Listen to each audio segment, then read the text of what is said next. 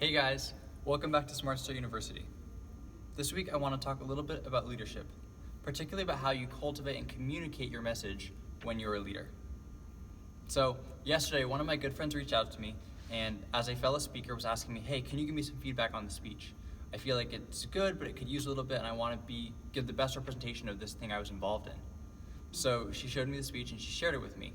And what immediately jumped out at me, and what I think we're all guilty of sometimes when we lead, is there were too many different places it was trying to get. There were too many points it was trying to hit. Think about how many times you've heard a speech or heard a message at a church or anywhere else, and you've gone, oh wow, that was really good. But then that afternoon you can't remember anything that was said, right?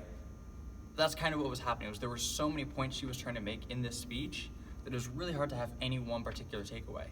And so as a listener, you just kind of became disinterested because you couldn't fully take in everything she was saying.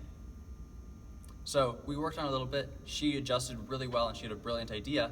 And so she shifted her speech from covering all these different topics to just being about putting people over product, making sure that she valued and made an effort to take care of the people around her more so than stressing about, okay, what is the final product of this project she was working on with her team?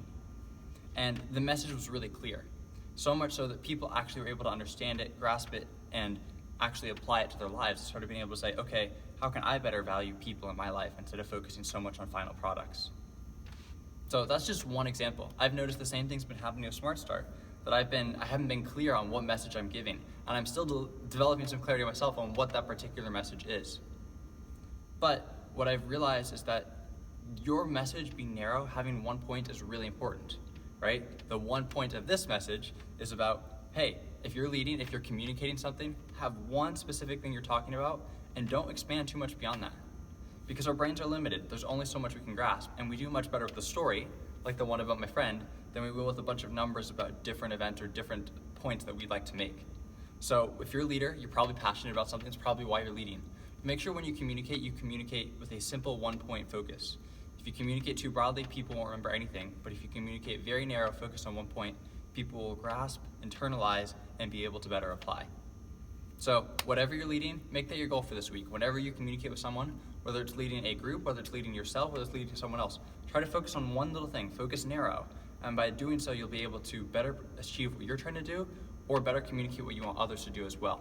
And it's just easier for everyone because then we understand clearly what's going on and what the goal is. So I challenge you this week to do that. I challenge you to go ahead and find some way in which you're leading and communicate narrow, communicate one point, and really make sure that that message comes across by communicating, just focusing on that one point. That's it for this week, and I will see you guys next week.